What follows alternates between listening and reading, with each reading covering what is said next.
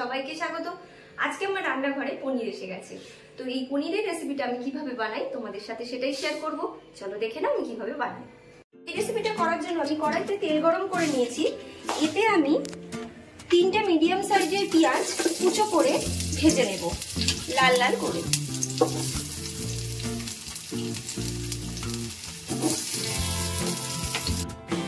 পেঁয়াজটা আমার লাল করে ভাজা হয়ে গেছে। এবার আমি পেঁয়াজগুলোকে তুলে নিচ্ছি। ওই তেলেই আমি আদা আর রসুনটাকেও ভেজে নেব।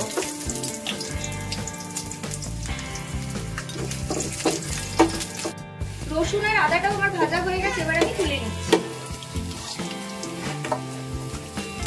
তেলের মধ্যেই আমি একটু মিশিয়ে দিচ্ছি বাটার।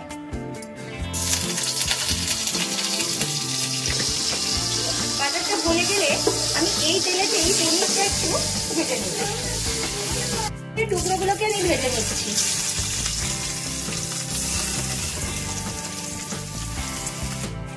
পনিরটা আমার ভাজা ভাজা হতে হতে আমি যে পেঁয়াজ আদা রসুনটা ভেজে রেখেছিলাম এটার একটা মিহি পেস্ট আমি বানিয়ে নিচ্ছি। আমার ঠান্ডা হয়ে গেছে এটা।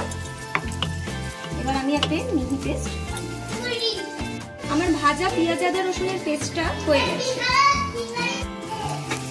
পনিরগুলোকে আমি খুব হালকা করে ভেজে নিয়েছি। এবার আমি তুলে নেব। বেশি ভাজবো না, তাতে পনির শক্ত হয়ে যাবে। ওই মিক্সির বোলের মধ্যেই আমি একটু টমেটো বেটে নেব। একদম মিহি পেস্ট করতে হবে। টমেটোটা আমার পেস্ট হয়ে গেছে।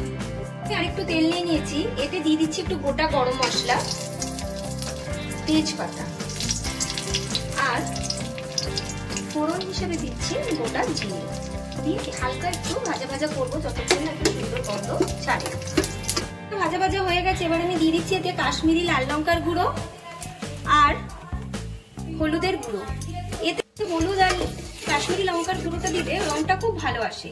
এবারে আমি দিয়ে দেবো এতে টমেটো বাটা।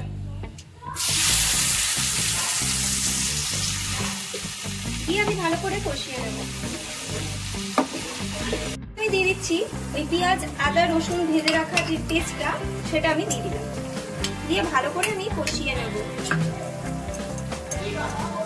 এবার আমি এতে একটু গুঁড়ো মশলা দিচ্ছি ধনের গুঁড়ো, দিচ্ছি জিরে গুঁড়ো, আর একটু লাল লঙ্কার ঝাল যে লাল লঙ্কা সেটার গুঁড়ো দিয়ে আমি এবার ভালো করে কষিয়ে নেব, যাতে মশলাটা ভালো করে কষে। দিয়ে দিচ্ছি একটু গরম মশলার গুঁড়ো, দিয়ে আমি একটু কষিয়ে নেব ভালো করে। এবার দিয়ে দেবো আমি ফেটানো টক দই। এই অবস্থাতে গ্যাসের ফ্লেমটা একদমই লো করে রাখতে হবে, না হলে কিন্তু দানা দানা হয়ে যাবে।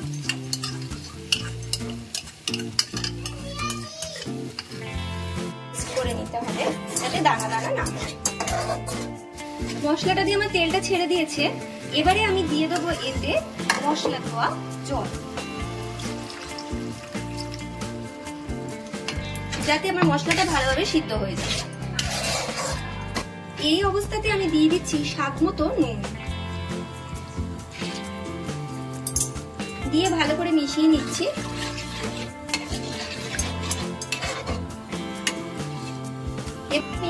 এটা খানিকক্ষণ ফুটতে দেব।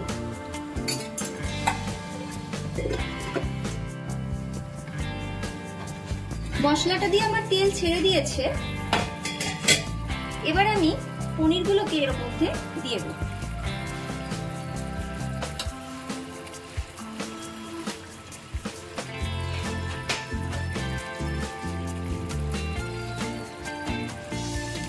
এবারে আমি ভালো করে মশলাটার সাথে পনিরটা মিক্স করে নিচ্ছি। নিয়ে খানিকক্ষণ আমি ফুটতে দেব।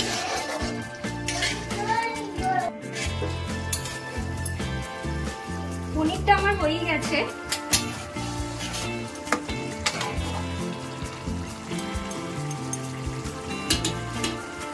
পনিরটা আমার হয়ে গেছে। এবার নামাবার আগে আমি এর মধ্যে দিয়ে দিচ্ছি একটু ঘি,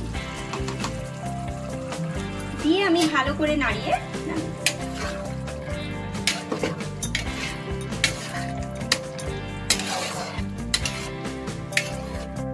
হয়ে গেছে। এবার আমি গ্যাসের ফ্লেমটাকে অফ করে দিচ্ছি। দিয়ে চাপা দিয়ে 2 মিনিট স্ট্যান্ডিং টাইমে আমি রেখে দেবো, তারপর আমি সার্ভ করে। এবারে আমি আমি পনিরটাকে সার্ভ করে নিচ্ছি।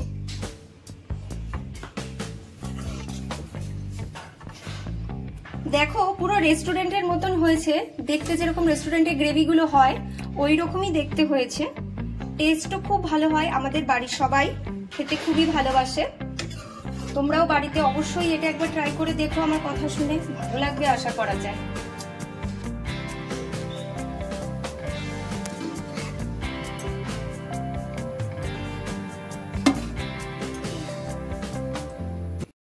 দেখেই নিলে যে আমি পনিরের রেসিপিটা আজকে কিভাবে বাড়িতে বানালাম।